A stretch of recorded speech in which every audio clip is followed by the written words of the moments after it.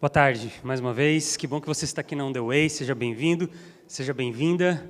Nós somos uma comunidade adventista do sétimo dia e a cada semana nosso desejo, a intenção, o propósito de estarmos aqui reunidos é que eu e você juntos possamos, ao andarmos juntos aqui nessa jornada, viver, experimentar uma nova história com Deus. Que bom ter você também que nos acompanha pela nossa transmissão. Você também é parte da nossa comunidade, a gente fica muito feliz também de você estar conectado com a gente. A gente tem um texto hoje que tem a ver com esse momento, com essa semana, com a importância das crianças aqui na nossa comunidade. E eu queria que você se colocasse em pé para a gente ler esse texto juntos. Se coloque em pé, a gente vai ler juntos o texto que se encontra no Evangelho de Mateus, capítulo 18. Nós vamos ler os primeiros 4 versos. Você vai acompanhar aí a leitura. Um momento especial da nossa programação, do nosso culto, é o momento da abertura da Palavra de Deus. E eu queria que você, nesse momento, acompanhasse a leitura junto comigo. Evangelho de Mateus, capítulo 18, versos 1 a 4. E diz assim: naquele momento os discípulos chegaram a Jesus e perguntaram: quem é o maior no reino dos céus? Chamando uma criança, colocou-a no meio deles e disse: em verdade lhes digo, que a não ser que vocês mudem e se tornem como crianças, jamais entrarão no reino dos céus.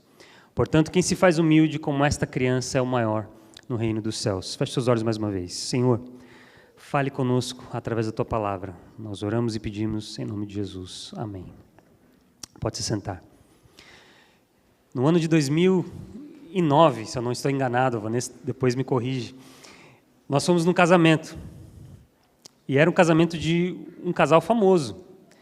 Eles eram famosos assim dentro do segmento religioso, né, de música cristã.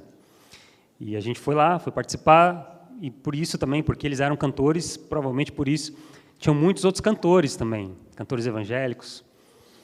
E o casamento foi a recepção, o casamento, a cerimônia foi no mesmo lugar, um salão. E após a cerimônia, o noivo apareceu lá, colocou um microfone com um pedestal, mais ou menos do jeito que estava ali, colocou um violão parecido com aquele e um teclado. E como tinham muitos cantores, muitos músicos, ele falou assim: gente, nós teremos agora um open mic. Eu vou chamar aqui alguns cantores, alguns artistas, para cantarem para vocês aqui, darem uma canja para vocês aqui. Eu e a Vanessa, a gente estava sentado assim, mais ou menos nos primeiros bancos, e aí foi indo, né? Ele ia chamando o outro, as pessoas iam cantando muito bem. E aí eu fiquei pensando, será que ele vai me chamar? Eu não tinha gravado ainda meu primeiro álbum, né? Eu tenho 2 álbuns, 2 CDs gravados. Eu não tinha gravado ainda o meu primeiro trabalho, mas eu já tinha gravado 2 álbuns com um grupo vocal que eu tinha, e eu era compositor da maioria das músicas. E aí ele fala assim: bom, agora eu vou chamar uma pessoa que é cantor e compositor. Eu falei: opa, talvez, né? Talvez seja agora a hora. E aí ele falou assim, eu gosto muito das músicas dele. Eu falei: opa, o ego foi, né, inflando. Ele fala: eu quero chamar o Bruno Guzmão. Aí eu falei: rapaz, que alegria, né? Estou aqui sendo mencionado aqui no meio de cantores, artistas famosos e tal. E eu já fiz assim a menção, comecei a mexer os músculos da minha perna para levantar. E ele falou assim: ah, não é esse Bruno Guzmão não, é o outro Bruno Guzmão de Recife. Eu queria apresentar para vocês aí o meu xará, Bruno Guzmão. Cantor, compositor, multi-instrumentista. E talvez, se você já acompanhou um canal evangélico cristão lá no Brasil, com bastante audiência, Novo Tempo, às vezes eles têm programas que têm grupos musicais, clipes musicais, e às vezes aparece o nome do compositor, Bruno Guzmão, e muita gente já me mandou mensagem, falou: nossa, que legal, estava assistindo a televisão, ouvindo uma música, e no final estava lá o seu nome, você é o compositor. Eu falei: olha, dessa música eu não sou não, esse aí é o meu xará, o Bruno Guzmão.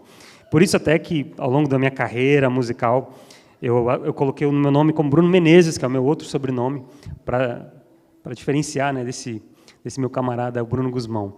Mas, olha, eu passei um pouquinho de vergonha alheia, né, vergonha própria, no caso, porque eu estava certo que era ele, que ele estava me chamando, que ele estava ali me reconhecendo como um cantor, e etc. e tal. Mas, como muitas vezes na vida, né, a gente tem esse desejo de estar nos maiores lugares, nos melhores lugares.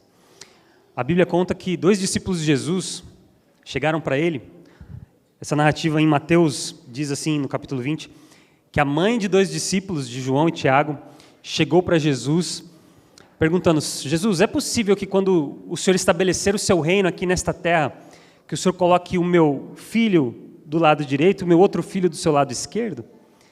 Ela estava ali tentando, né, fazer um network com Jesus, tentar exercer a influência política para que os seus filhos tivessem posições privilegiadas quando Jesus estabelecesse o seu reino. No Evangelho de Marcos, no capítulo 10, essa história também é contada dizendo que os próprios discípulos, João e Tiago, foram falar isso para Jesus. Foram pedir: mestre, quando o Senhor estiver no teu reino, permita que eu e ele fiquemos um do lado direito e um do lado esquerdo, posições de destaque.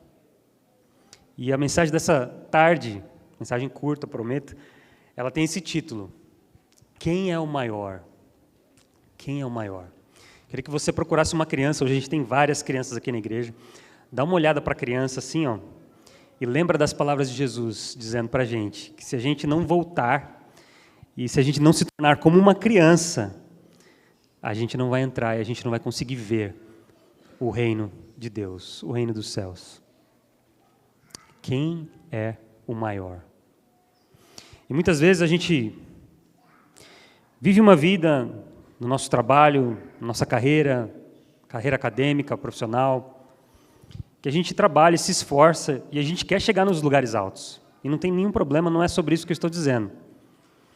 Você sim merece o reconhecimento público, como nós fizemos aqui, pelo trabalho que você desempenha, pelas realizações que você tem na sua vida, carreira acadêmica, profissional. Não é esse o problema. O problema é quando a gente quer ser o maior. Porque para ter o maior, precisa ter o quê? Alguém menor. E existe uma questão de superioridade. E esse talvez seja um dos grandes desafios que eu e você temos na vida. Porque esse sentimento de superioridade, ele se alastra por todas as nossas relações. Ele está presente nas nossas relações de trabalho. Quando você trabalha com alguém ali, em algum momento você tem um conhecimento maior, diferente, e você se sente superior. Fala: não, eu não vou fazer essa atividade aqui porque o meu degree é nisso, eu tenho um mestrado, eu tenho um doutorado. Isso aqui não, essa posição não. Isso se espalha, inclusive, para as nossas relações mais próximas, no trabalho, mas também em casa. Quantas vezes a gente discute com a esposa, com a família, com os filhos, com os pais, porque a gente entende que, de alguma forma, você tem mais maturidade, ou que você tem a razão, ou que o seu argumento é melhor. E a gente se distancia. E a gente tem tensões, crises, porque a gente tem esse sentimento, essa sensação de que nós somos maiores. Eu tenho mais maturidade, eu tenho mais experiência, eu tenho a verdade. E agora a gente está se aproximando das eleições, né? De novo. Aqui nos Estados Unidos também eleições municipais no Brasil.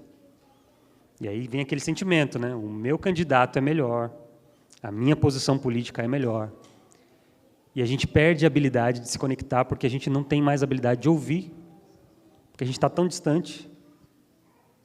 A gente está num lugar privilegiado. A gente conhece mais sobre política, sobre as coisas da vida, a gente tem mais experiência. Então a gente se fecha, a gente perde relações, a gente perde conexões com as pessoas. E existem pelo menos 2 aspectos desse problema, de se sentir superior, de querer ser o maior. O primeiro é que quando a gente quer ser o maior, a gente acaba sugando e desejando toda a atenção para a gente. Só a nossa vida importa, só os nossos problemas importam, só os nossos desejos importam. Quantas vezes, talvez, eu e você, numa conversa, a gente senta, a pessoa começa a falar dos problemas do dia dela e logo, logo você já encaixa o seu problema e o seu dia. A pessoa veio porque ela precisava desabafar, precisava conversar com você. Ela tem alguma angústia, ela senta na expectativa de desabafar, de conversar, de você ouvir. E aí, do nada, você muda a conversa e começa a falar de você e dos seus problemas.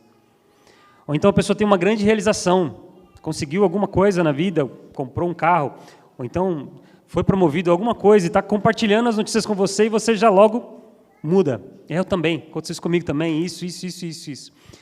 Porque quando a gente é maior, só os nossos problemas que importam. Só as nossas realizações importam. E não tem espaço para a gente ouvir. Não tem espaço para a gente acolher. Porque a gente está tão centrado na gente, na nossa vida, nos nossos problemas, nas nossas realizações, que a gente perde a sensibilidade de perceber e ouvir o outro. Mas tem um outro problema, talvez ainda maior que esse. Quando nós queremos ser os maiores, queremos estar na posição de destaque, isso implica que a gente vai ser servido. Se eu sou mais importante, se eu sou mais maduro, se eu tenho a maior experiência, se eu tenho a maior bagagem, se o meu histórico profissional, escolar é maior, se eu já tive outras experiências, outros relacionamentos, eu já sei de tudo, eu preciso receber, eu preciso ser servido. E eu não vou servir, eu não vou dar, eu só quero receber, eu quero ser servido. E aí Jesus também desafia a gente. No Evangelho de Mateus ainda, no capítulo 20, nós vemos as palavras de Jesus dizendo, depois que ele fala da dinâmica, como é que acontece no reino terrestre, não no reino dele, mas no reino terrestre, as pessoas que têm autoridade, elas mandam, elas desmandam, e tudo acontece de acordo com a vontade deles. Jesus fala assim, no verso 26 a 28, ao contrário, não será assim entre vocês, porque quem quiser tornar-se importante entre vocês, deverá ser o servo. E quem quiser ser o primeiro, deverá ser o servo dos demais. Olha a inversão. Olha como é que funciona a dinâmica do reino de Deus. No reino de Deus não manda quem é mais importante. Na verdade, no reino de Deus, o mais importante é aquele que serve. E ele continua dizendo, tal como o Filho do Homem, que não veio para ser servido, mas para servir e dar a sua vida por resgate de muitos. No reino de Deus, se você quer ter destaque, você não vai procurar os melhores lugares. Se você quer ter destaque e importância no reino de Deus, você não vai procurar ficar sentado e ser servido. No reino de Deus é valorizado, é reconhecido, é celebrado aquele que se ajoelha, coloca a toalha nos ombros e começa a servir. Porque essa é a lógica do reino de Deus. E não é uma lógica só teórica, não. Nós vimos o próprio Deus, o Criador de todo o céu, toda a terra, do universo, se tornando uma criança. Nascendo no lar humilde. Sendo criado por uma família humilde, tendo um trabalho, um ofício humilde. Mesmo sendo rei, mesmo sendo Deus, se tornou servo. E deu a sua vida por resgate de muitos. Essa é a dinâmica do reino de Deus. E era isso que os discípulos não entendiam. E era por isso que eles falavam assim, quem é o maior no reino de Deus? Senhor, me coloca do teu lado direito. Senhor, me coloca do teu lado esquerdo. Eu quero ter uma posição especial no teu reino. E Jesus fala, ok. Torne-se um servo. Coloque as necessidades dos outros na frente da sua. E como isso pode ser aplicado em todas as relações da vida? Como é que seria o seu casamento se você colocasse as necessidades, os desejos da sua esposa em primeiro lugar? Se você colocasse os problemas, os desejos, as vontades do seu esposo em primeiro lugar, dos seus filhos? Como é que seria o ambiente de trabalho se a gente tivesse essa dinâmica de colaboração, de pensar no outro antes de pensar em nós mesmos? Acabavam os conflitos, acabavam as guerras. Porque no reino de Deus, o mais importante, o que é celebrado, não é aquele que recebe, que senta e fica esperando, mas é aquele que vai e serve.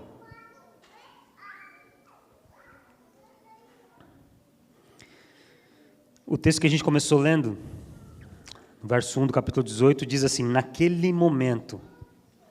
Aquele texto é uma continuação, o capítulo 17 aconteceu alguma coisa ali, tem um contexto para a gente chegar aqui. E é tão interessante, no capítulo 17, nós vemos 3 coisas acontecendo. No começo do capítulo, Jesus ele pega 3 discípulos, Pedro, João e Tiago, aqueles que depois fizeram aquela pergunta. E Jesus leva esses 3 discípulos para o monte, um monte, lá no alto do monte. E ali acontece algo extraordinário. A Bíblia diz que Jesus foi transfigurado na frente deles. A gente não consegue entender isso muito bem, mas parece que a divindade de Jesus, a realeza de Jesus, ela começou a transparecer ali através do seu corpo humano. E a Bíblia diz assim, que o rosto de Jesus ficou como a luz do sol. Já pensou, você está ali, você vê Jesus assim, o rosto de Jesus começa a ficar como a luz do sol. E que a roupa de Jesus, as vestes de Jesus, estavam iluminadas assim, uma luz muito forte, muito clara. E além disso, duas pessoas apareceram ali junto com Jesus. Moisés e Elias. Dois dos maiores profetas da história, da Bíblia. E ali os discípulos ficaram ali maravilhados e Pedro já pegou e falou assim, Senhor, como é bom estar aqui.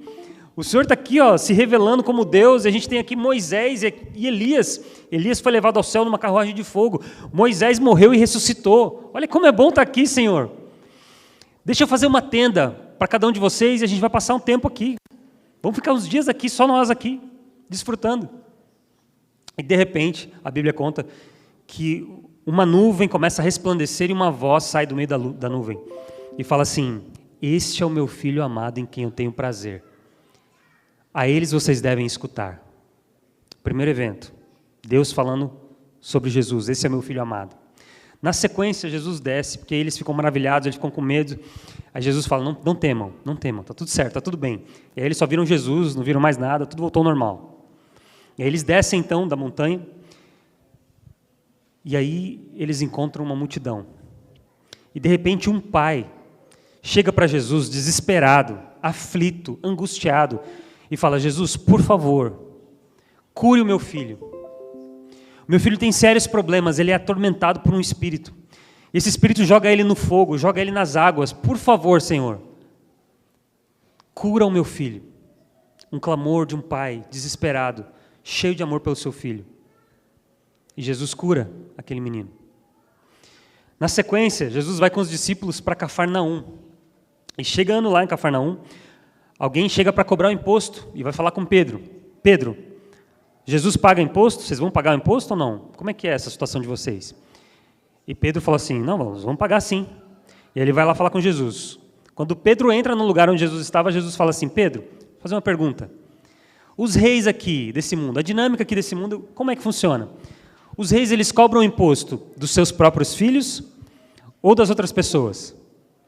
Aí Pedro fala, das outras pessoas, né? Os filhos, não. Aí Jesus fala, então os filhos estão isentos de pagar imposto? Sim. Ok. E aí nós chegamos no capítulo 18. 3 histórias, e tem um elemento que é comum nessas histórias.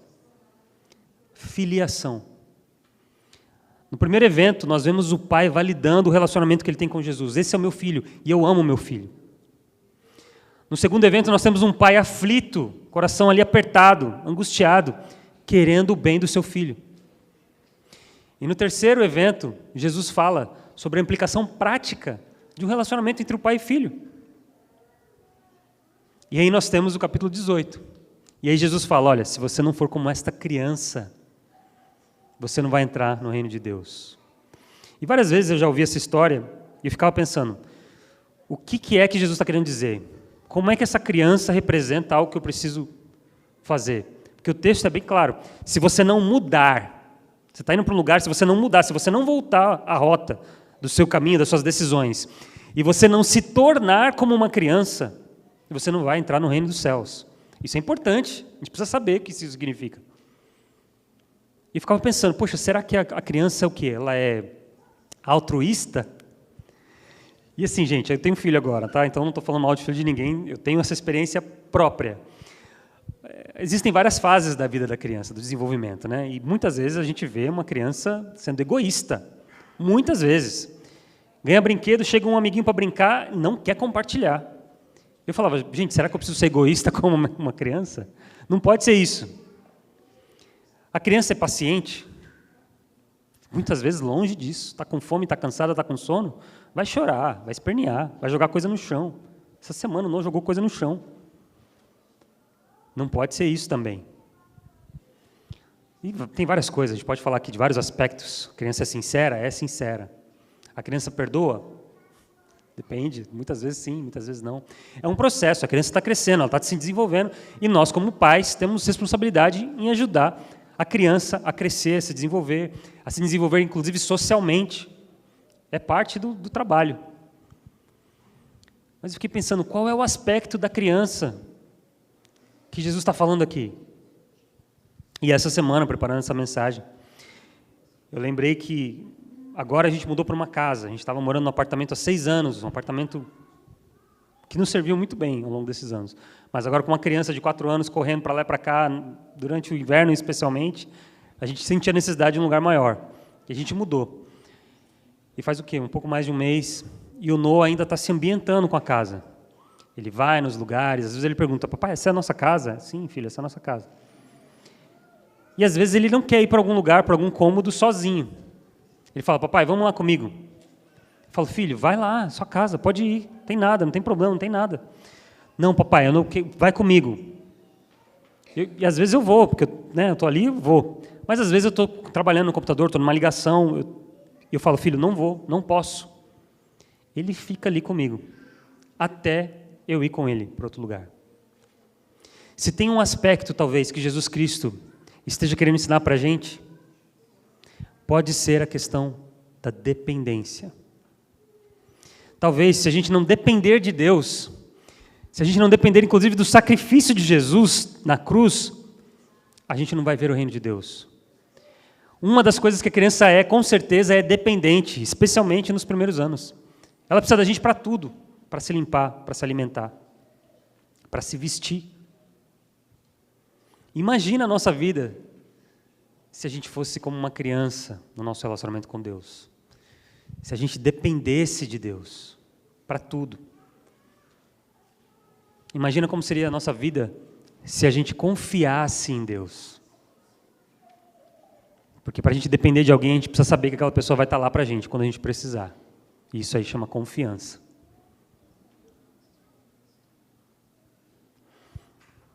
E o desafio, talvez, que você tenhamos nessa tarde é justamente de nos tornarmos como crianças.